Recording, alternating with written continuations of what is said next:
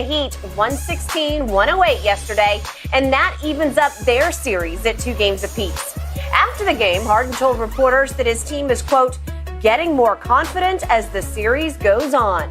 Shannon, what do you think here? We talked about James Harden being washed. Has he turned back into himself now? No, I'm not willing to go that far, Skip. This is only a second 30-point game since he's joined Philly. And we've seen far too many games the other way as opposed to this game. He played great last night. There's no taking that away from him, 16 points in the fourth quarter. But I haven't nearly seen enough of this to say James Harden has returned. I think Skip, in game 3, he was 4 of 11, 1 for 7 from 3 with 17 points. We've seen more performances like that than what we saw last night. I just think the thing is, with Joel Embiid back, he makes everybody's job. Skip, now all of a sudden Danny Green can't miss from 3. And you lived it when he was with San Antonio. He'll go a game or 2, and he'll go 8 for 12 or 12 for 20 from 3. And then the next 3 games, he'll go 1 for 17. I used to call him Danny Green Light because when he's green light, man, woo. The other night, he was, 7 of 8, 7 of 9, 21 points. Last night, he was 3 of 4 from the 3, 11 points. Yep. They got great production from everybody. James Harden had 31. Tyrese Maxey had 18. Joel Embiid didn't 7 of 13, but he was 9 of 13 from the free throw line. Yep. They got great production from a lot of people. And they were 16 to 33 from the the three-point line. Miami just can't buy a 3 right now. I thought that, okay, if Joel Embiid plays, it's going to go at least 6. At the bare minimum, it's going 6. We know it's going to go 6 games now. It might be a 7-game series, It just might. Because when you look at Miami, Skip, they're a small team. And if they're not making threes, it's going to be very, very difficult on them because they don't have an answer for Joel. I mean, they try to zone. They're doing a great job of moving the ball around the perimeter. They go inside, kick it outside, and guys are making threes right now. This series got very, very interesting. And as James Harden said, we're gaining confidence and confidence. You gain confidence because that big guy in the middle came back. The guy that's wearing that mask, he came back. That is correct. This series is over. If Joel Embiid does not come back for game 3 and 4, this is a sweep. Okay, here's my takeaway from both of these games. What team through the regular season led all of the NBA in three-point shooting and three-point defense? What team? Aha! It was the Miami Heat. They need to change their nickname now in this series because there's no heat. They're the Miami Snow or Cold or whatever you want to call them. 7 of 35 yesterday. 7 of 35, and in game 3 on Friday night, they were 7 of 30. So 7 of 30, 7 of 35. That's 14 to 65. That's 22% three-point shooting for games 3 and 4. Meanwhile, back at the ranch, guess what Philly was doing? Philly made 16 of 33 thanks to Danny Green on Friday night, and then 16 of 32 thanks to James Harden last night. That's 32 of 66. That's 48%. So one team, the home team, shoots 48% from 3. The road team shoots 22% when the road team lived and occasionally died from the three-point line. There's this guy sitting on the Miami bench right now named Duncan Robinson, to whom they gave like $72 million. 18 right? a year, yeah. Okay. He is completely doghoused right now by Eric Spoelstra, probably because he can be a liability on the defensive end. But you knew that when he was a marksman. He opens up the court. He is one of the all-time marksmen because you want to talk about catch and shoot. It's just like, it's just like the ball barely touches his hands and it's gone. And he was a reason they stayed afloat against your Lakers in the bubble in the finals, right? Yes. Because some nights he just gets like unconscious where it's almost like, well, that's just automatic. Right. He can be 27 feet out, and if it touches his hands, it's swishing. Yeah. Well, do you try him? Now you've put him on the hot seat where if you throw him into the starting lineup or you give him high minutes, he's going to feel a lot of pressure to make some threes. Well, Skip, I've got to play him. You got to. But here's the reason why the Miami Heat are struggling defending the 3 is because I got to send help with Joel Embiid. And so the moment you send help, he's finding the open guy, and guys are getting wide open looks. They try to zone, but if the ball ever goes into Joel Embiid, Skip, sometimes Joel Embiid is finding himself matched up on Jimmy Butler. He's finding himself matched up on P.J. Tucker. Well, that's barbecue chicken. Yeah, that's a 10-piece. Easy. Easy pickings, easy licking. And so now It's one thing, Skip, to have those open looks. It's something entirely different to knock him down. They've knocked him down the last 2 games. So what does Miami do? Does Miami say, man, we got to overreact? Because if you overreact and says, well, okay, we're going to play this thing straight up, Joel Embiid is going to put 40 and 20 on you. He will. I would agree. Okay, so they missed 28 threes last night to the Miami Heat.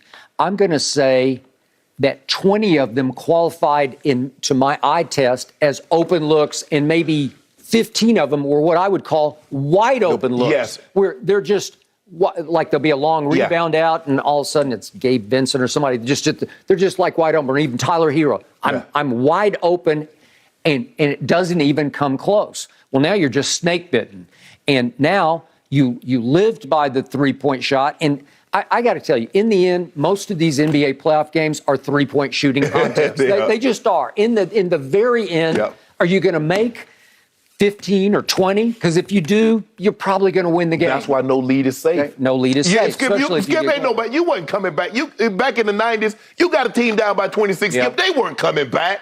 You get a team down by 26, 20 points now, and within 5 minutes, they've cut that thing all the way down to 6 or 8.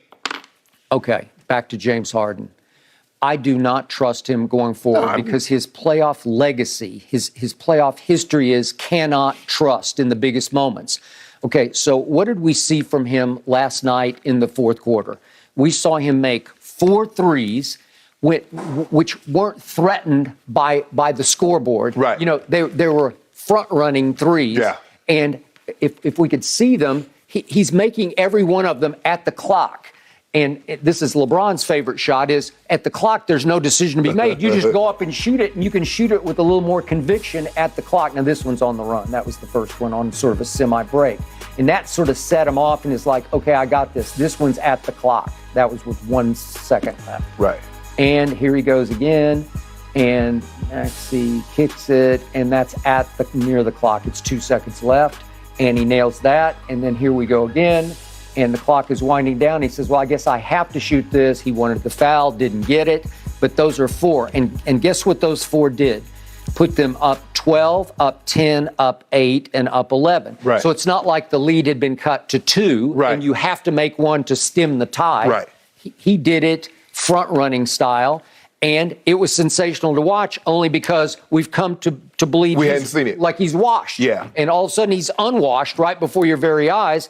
And it was a blast from the distant past, but a rare blast from the distant past. Yeah, we watched him yesterday, Skip, make more step-back threes than probably he had made at any point in time in the last month.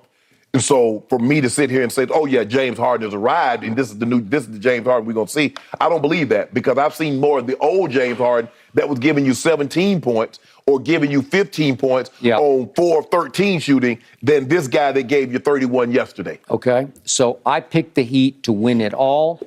I wasn't sure what was going to happen with Joel Embiid and his various injuries and availability. Right. And all of a sudden, when he came back Friday night, to your point, his mere presence on the court changed everything. It did. And yesterday, he started to look dominant, where he was getting comfortable with that mask on. Yeah. And right now, Joel Embiid is the best player on the floor. Oh, yeah, yeah. He's the best player. Yeah, not even close. And you agree with that, but you're not going to agree with what I'm about to say. So they just announced, predictably, Jokic won the MVP. Oh, they announced that? Okay, well, you knew that was happening. I know that. I was trying to tell you, not give me my cases, too. Well, there was no cases. Yeah, there were cases. We Don't do this. You do revisionist history. There were no cases on that because you already knew that was going to happen. Everybody knew that was going to happen just on statistics alone. But this is just me. That guy I'm seeing, that 7-foot monster, 7'2" monster, whatever he is, Joel Embiid, he's having such an impact on this game. I think he is in position to remake his case as the best player on the planet. Giannis was very good the other night. Saturday. Sort of Saturday afternoon here. Yeah. Was it Saturday night there? I guess it was Saturday afternoon for us. Okay, Saturday night. Okay. But the point was, he's 2 of 12 in that series from 3. He's not shooting the 3 ball like Joel can shoot the 3 ball. Ain't nobody expected. Okay. Skip, look, we know Giannis can have a game where he'll go 5 of 8 for 3. But that's really not his specialty. You know what his specialty is. And we're going to talk about it a little. You can put the Berlin Wall, the Great Wall of China. When Giannis Antetokounmpo says, I'm going to the hole, either either he runs you over and you get the charge, or he's going to the hole. Yep, that's what he does. It's as simple as Skip. That's what he does. That's it. I still say Joel can beat you more ways and do that. Right. Joel can block shots and dominate on defense. Poor Markieff Morris got in the game late, and Joel just made him eat one. It was terrible. It's like, what are you doing to this poor He tried to man? shoot a fall away, and Joel was already in his hip pocket. Where you thought that was going to go? Then he retrieves the ball and turns it right over. Yeah. It didn't look good. I'd rather see Duncan Robinson in the game than that. But here's the thing, Skip. Of all the teams that's tied, where there's only two, the Mavericks and this team, I think the Heat are in more trouble than the Phoenix Suns when it comes. Because the Phoenix Suns, look, Book, and we know Chris Paul is not going to play this bad again, but they still don't have an answer for Joel Embiid. They do not. So he is positioned to make a statement. Obviously, at Miami, this is the statement game for Joel, where he could announce or re-announce his presence at the top of the list. Yes. And I fear him, having picked Miami, because I love Joel Embiid. Yeah. I just didn't know he was going to be able to bounce back this quickly. Well, I didn't think they was going to go with Joel Embiid, but I thought it would be a long series. I thought it would be a 6 or 7 game series. And once Joel Embiid had their injury, Skip, I was like, well, they done. They cooked. Ain't no way they winning this series without Joel Embiid. Now that he's back,